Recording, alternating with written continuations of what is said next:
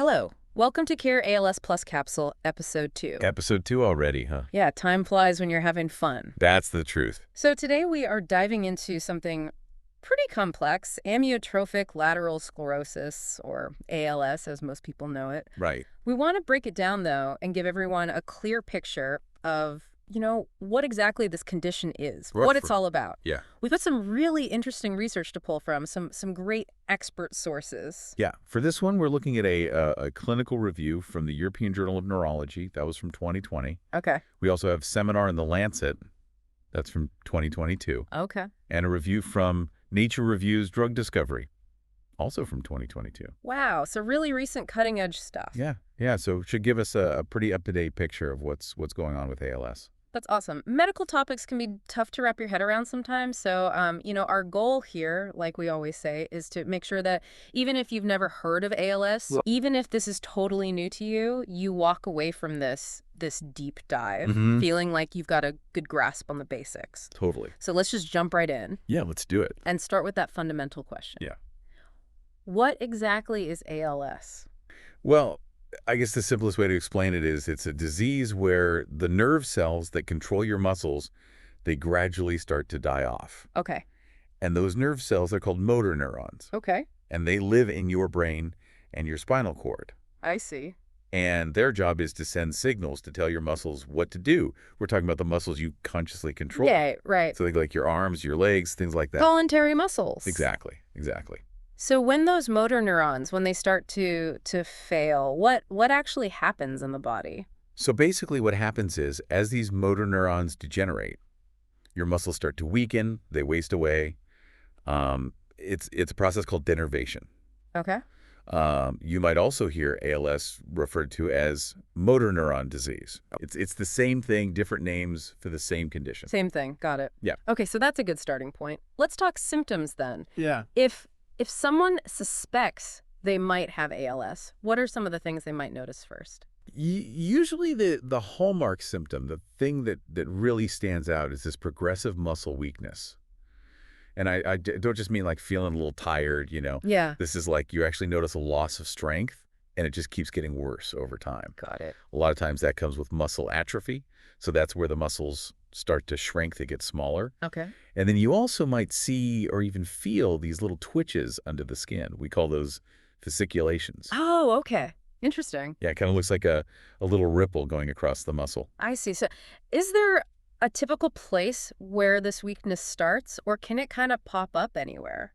Well, a lot of people will notice it in their limbs first, like an arm or a hand or a leg or a foot.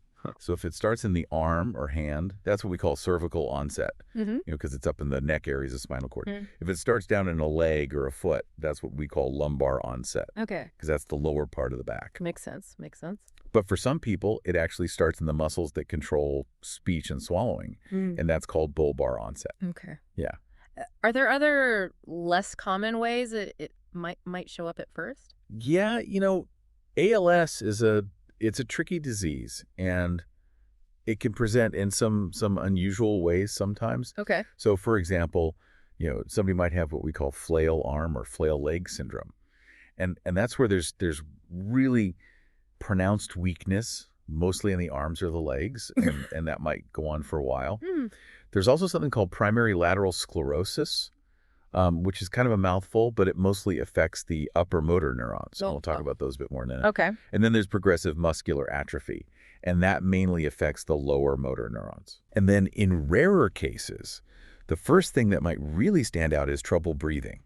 That's what we call respiratory onset. Wow. Or sometimes even weakness just on one side of the body, which is called hemiplegia.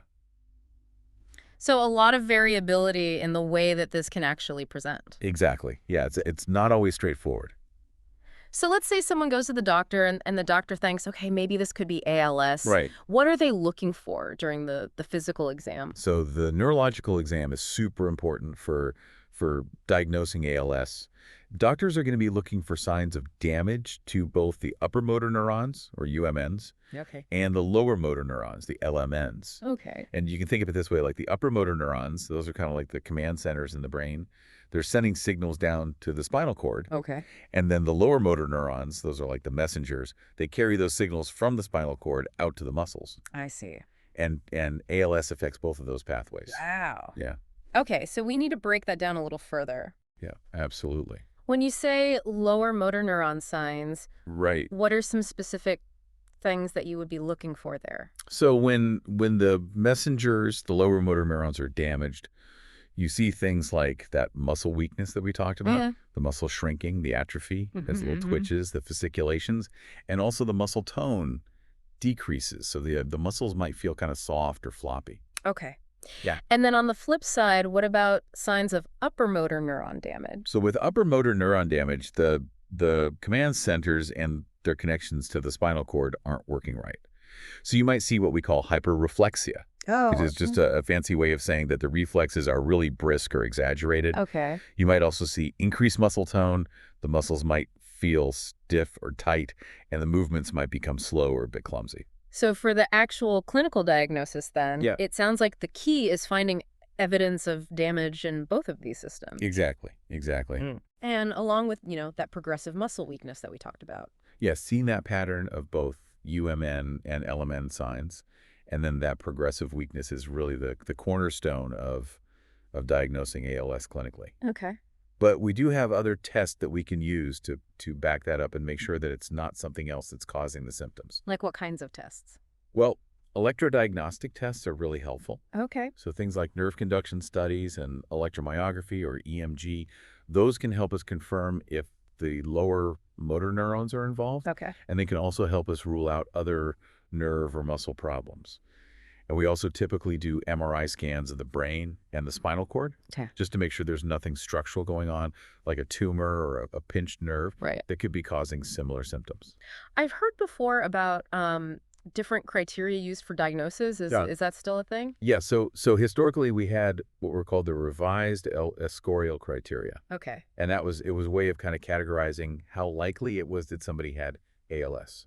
Okay. But more recently, there's been a shift towards using simpler criteria, Okay. like the proposed Gold Coast criteria. Okay. And the idea there is to maybe speed up the diagnosis, Okay. because sometimes it can take a long time to get that diagnosis confirmed. A year. Yeah, sometimes even up to a year after the symptoms first start. Wow, that's a really long time. It is. It can be really frustrating, for people to be dealing with these symptoms, not knowing what's going on. Right. And it can delay getting the right care. Absolutely. Yeah. We've talked about this a little bit already, but it Yeah. sounds like ALS isn't just about muscle weakness. There are these other things going on in the body. It's affecting how the brain works. And Absolutely. can you tell us more about that? Yeah, so we used to think of ALS as purely a motor disease, meaning it affects movement.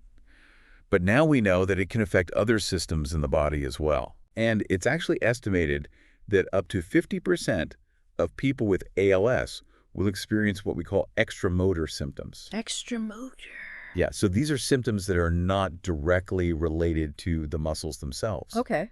So things like changes in thinking and behavior, that kind of thing. And what sorts of cognitive changes might people experience? Well, between 35% and 50% of people with ALS will have some trouble with what we call executive functions. So that's like planning, organizing, problem solving, that kind of thing. Okay.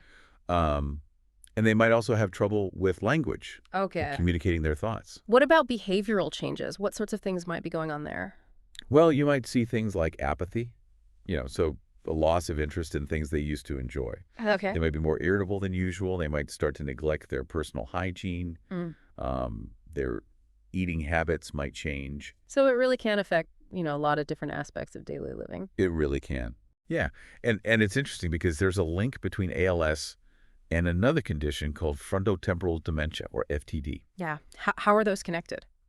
Well, around 10% to 15% of people with ALS will also meet the criteria for FTD. Okay. And FTD is a condition that mainly affects the front and side parts of the brain, Okay. and it can lead to some really significant changes in behavior, problems with those executive functions that we talked about, and problems with language. Okay. And interestingly, there's a lot of overlap between ALS and FTD when you look at them under a microscope, Mm-hmm. particularly when it comes to this protein called TDP43. Okay. So because of all of this, we now kind of think of them as part of a spectrum of related diseases. That is a surprising connection to me. Yeah. I don't think a lot of people would realize that. Yeah, and it can be tough because it adds another layer of complexity to the whole diagnostic process, Absolutely. trying to figure out what's going on. Right. Yeah. Are there any other non-motor symptoms that we should be aware of? Yeah, actually, there's one more that's worth mentioning. Okay. It's called pseudobulbar affect, and it's kind of a mouthful. But basically what happens is Okay. people might have these episodes of uncontrollable laughing or crying. Wow. And these episodes, they don't necessarily match up with how the person is actually feeling emotionally. That's really fascinating. Yeah, can be really challenging. Okay, so let's switch gears a little bit. Let's talk genetics. Okay, yeah. Is ALS always something that's passed down in families? That's a really common question, Yeah. and it's understandable. But actually, only about 5% to 10% of cases are what we call familial, Okay. meaning that they clearly run in families. Okay. But the vast majority of cases, somewhere between 90% and 95%, are what we call sporadic, Okay. meaning that there's no clear family history of ALS. Okay. Yeah. But even in those sporadic cases, do our genes play any role at all? It's interesting. Even in sporadic ALS, we think that genetics can still have an influence. Yeah. We've identified over 30 different genes that can either directly cause ALS Wow. or increase someone's risk of developing it. Okay. Yeah. Are there any genes that are kind of the big players, ones that we should really be aware of? Yeah, absolutely. So one of the most important ones is called C9IF72. Okay. And a change in that gene, it's actually the most frequent cause of familial ALS, so it accounts for a huge chunk of those cases. Okay. And it also plays a role in some sporadic cases as well. Interesting. And it's interesting because that same gene change is also linked to frontotemporal dementia, Right. which, we were talking about before, how those two conditions can kind of overlap. Absolutely. And people who have this particular gene change, they might also be more likely to have that bulbar onset that we talked about, Okay. where the symptoms start in the muscles of speech and swallowing. And they may also be more prone to cognitive and behavioral changes as well. Wow. So it can have a big impact. It can, yeah. What about some other genes? Are there any other ones that are sort of key players in this? Yeah, so other important ones include SOD1, Okay. tardy BP, FUS, Okay. and TVK1. Okay. And between them, these gene changes probably account for another good chunk of ALS cases. Okay. And what's interesting about those particular genes, especially SOD1, tardy BP, and FUS, is that often the changes in those genes will cause these abnormal proteins to build up inside the nerve cells. Okay, so is genetic testing something that's commonly done for ALS now? Yeah, it's becoming more and more common. It can be really helpful, Yeah. for people who've been diagnosed with ALS to have genetic testing done. Okay. To provide more information about the specific type of ALS they have, and also about potential risks for their family members. Right. And it's usually best to have that testing done at specialized centers where there are experts who can really interpret the results and help people understand what they mean. That makes sense. Yeah. Yeah. Because like you're saying, this is complicated stuff. And It is. yeah, having someone who can walk you through it, I'm sure is really, really helpful. Absolutely. This leads us to what is probably the biggest question that people have. What actually causes ALS? Right. We've talked about genes playing a role, but what else is happening? What's going on in the body? That is the million-dollar question. Yeah. And it's one that researchers are still working really hard to figure out. Okay. It's likely that there's not one single cause, Okay. but rather a combination of factors that kind of come together to trigger the disease. But we have identified some key processes that seem to go wrong in people with ALS. Okay. And these include problems with the way that proteins are made and broken down in cells, issues with the way RNA is processed, and RNA, that's what carries the genetic information from our DNA. Okay. And also disruptions in the way that materials are transported within nerve cells. Yeah. So those are kind of the big three areas that we're focusing on. So can you simplify that for us a little bit? What exactly is going wrong with the proteins? So you know how our cells have these systems to make sure that proteins are folded correctly Mm-hmm. and to get rid of any that are damaged or misfolded? Right. Well, in ALS, those systems often don't work properly, Okay. and that can lead to a buildup of these abnormal proteins that sort of clump together inside the cells. Okay. And then those clumps can interfere with the normal function of the nerve cells. Got it. Yeah. And what about the RNA problems? What's happening there? Well, you can think of RNA like a messenger. It carries instructions from our DNA Okay. to the parts of the cell that make proteins. Right. And in ALS, there can be problems with the way that RNA is processed, Okay. how stable it is, or how it's transported within the cell. Right. And that can lead to problems with making the right proteins or making enough of them. Got it. Yeah. Okay. And then the last one, you mentioned problems with transport in nerve cells. Right. So nerve cells, especially motor neurons, they're really long. Okay. They have to reach all the way from the spinal cord out to the muscles. Right. And so they need to be able to transport all these essential molecules and energy along their length. Right. And in ALS, that transport system can become disrupted. Okay. And so the nerve cells don't get what they need, and that can lead to their degeneration. Okay. So a lot going on there and really complicated. It is complex. Are there other factors that scientists are looking into that might contribute to ALS? Yeah, so there's a lot of interest in the role of neuroinflammation. So that's basically inflammation in the nervous system, Okay. and also mitochondrial dysfunction. So the mitochondria, those are the parts of the cell that produce energy. Right. And if they're not working properly, that can be a problem. Okay. There's also some evidence that damage to DNA and problems with nucleocytoplasmic transport, which is, how molecules move between the nucleus of the cell and the rest of the cell, Right. might also play a role. So it's a really active area of research. And there are a lot of different avenues that scientists are exploring. It really does sound like it. What about the environment? Can things in our environment actually increase our risk of developing ALS? Yeah, so researchers are definitely looking at the role of environmental exposures, Yeah. over a person's lifetime. Okay. And this is a really challenging area to study because it's hard to tease apart all the different factors that might be involved. But they're looking at things like exposure to certain chemicals and metals, Okay. lifestyle factors like smoking and alcohol consumption, even things like physical activity levels and military service, Okay. to see if there are any consistent links to ALS risk. But it's important to emphasize that while some associations have been found, we're still trying to figure out if there's a direct cause and effect relationship. Absolutely. Yeah. Yeah. Correlation does not equal causation. Exactly, yeah. So that's important to keep in mind.